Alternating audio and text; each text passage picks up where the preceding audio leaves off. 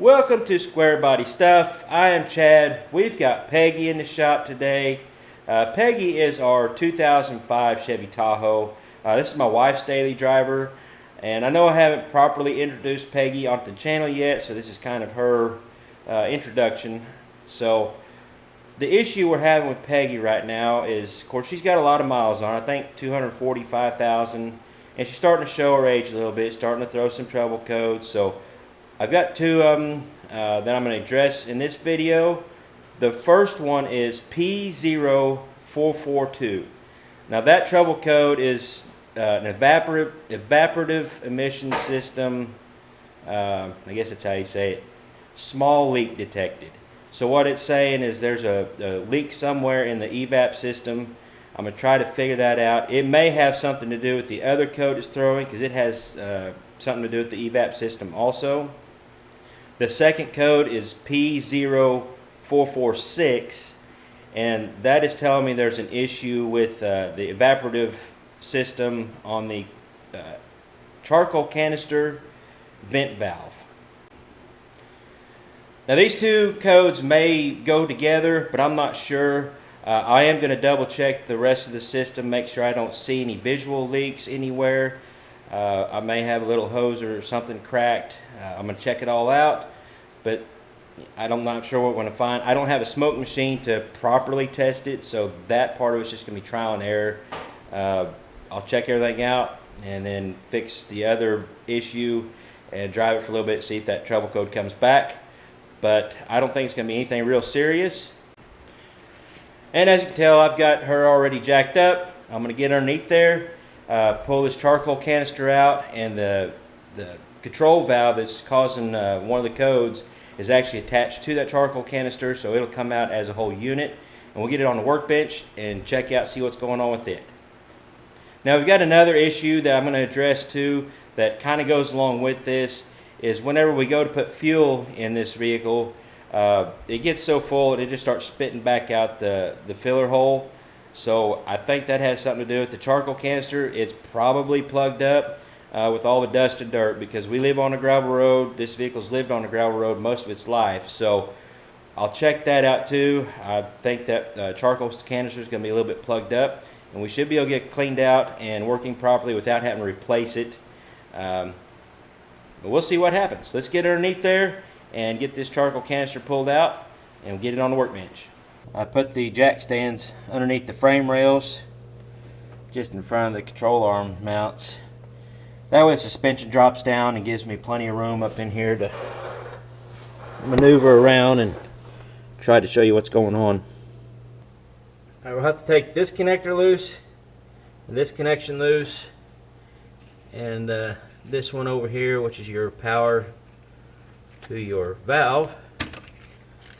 Get it loose. You'll probably need a couple little screwdrivers or picks to get some of this stuff loose. There's the wire.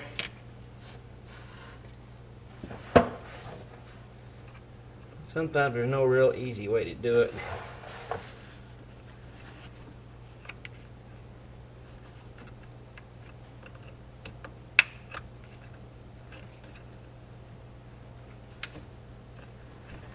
Just take your time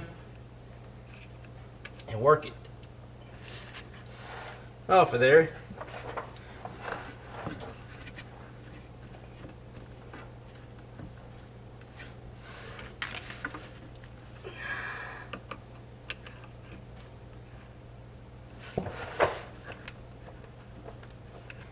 I squirted a little bit of WD knocker loose on there. That way, at least, instead of just dirt dripping in my eyes, I've got lubricant dripping in my eyes too, so it makes it all fun. But it might help it break loose.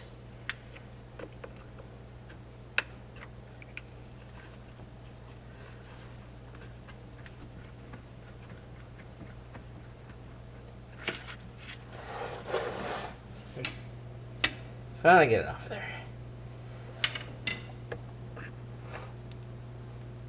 Just don't want to mess with it too much and end up breaking it. Now to try to get that other one off of the small one. It's got a little different style clip. May not be able to see it very good in the camera. To be honest with you, I can't see it very good from where I'm at.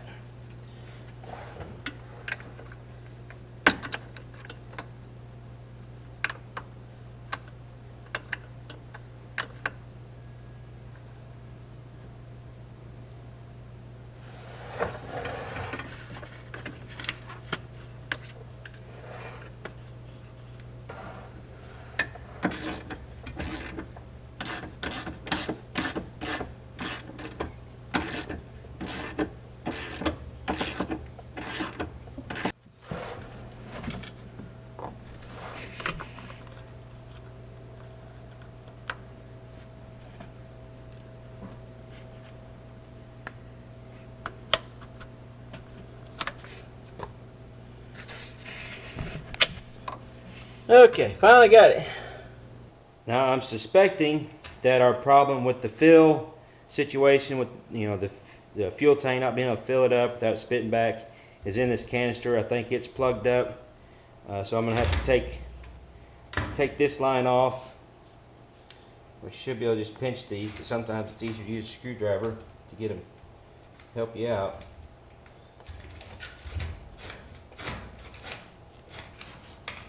And they can be kind of stubborn.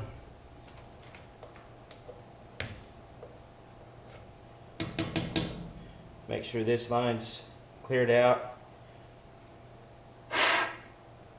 It's got plenty of dust in it. Should be able to blow through this, and should blow through very easily, but I think it's probably going to be plugged up. Yeah. Can't hardly blow through that. So our problem with the fuel tank not filling up is in here. So I'm gonna have to try to figure out a way to get this cleaned out without replacing this whole thing. They're kind of expensive. If I have to, I can get a new one and replace it, but I think I'll be able to blow this out or clean it out maybe. Now how this system works is this line here goes up to your engine, to your intake manifold, to the purge valve. I'll show you this purge valve. It's located right here. This line goes down and all the way back to the charcoal canister. And this line goes to your fuel tank. This line obviously goes to your vent valve for your charcoal canister. So once we get this cleaned out, we should be good there, but I got to check this vent valve, and I'll show you how to check that here in just a minute.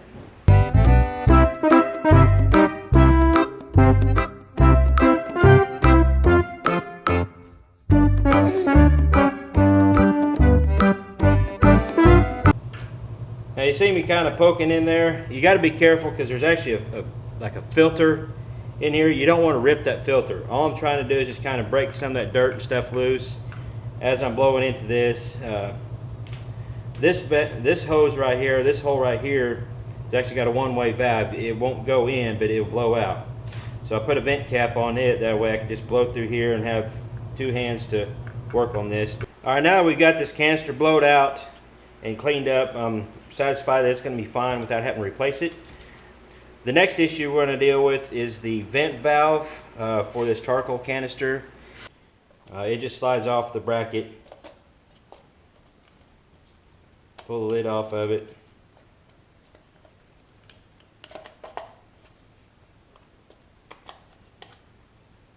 Yeah, it's just got a filter in there to kind of keep out the big stuff.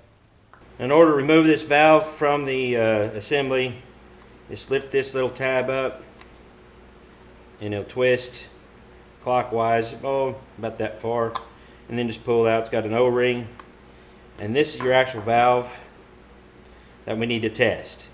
I've got it cleaned out. You don't want to blow this out with compressed air because there's a couple little rubber gaskets in there that seal it, and they could get messed up if you blow too much air in there.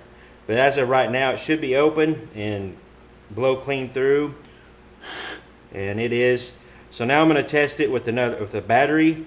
hook up some jumpers to this, and it should close and not allow any air through it.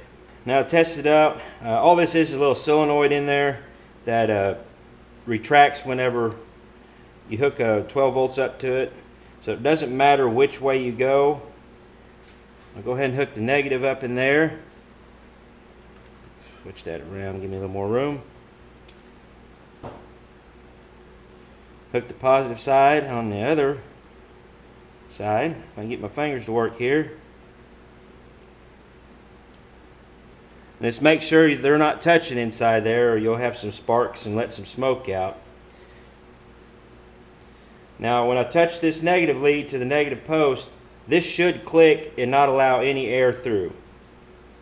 And we've got nothing. If I turn it up like this, it clicks. But when it's upside down or on its side, it's not working properly.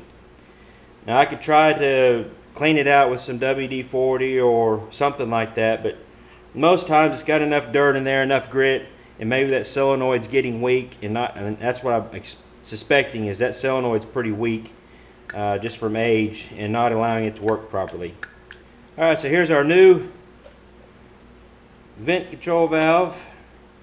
Go ahead and pull the valve off, just so I don't have to mess with that thing. And we will hook our jumpers up to it, same as we did the old one. Hopefully no sparks and smoke come out.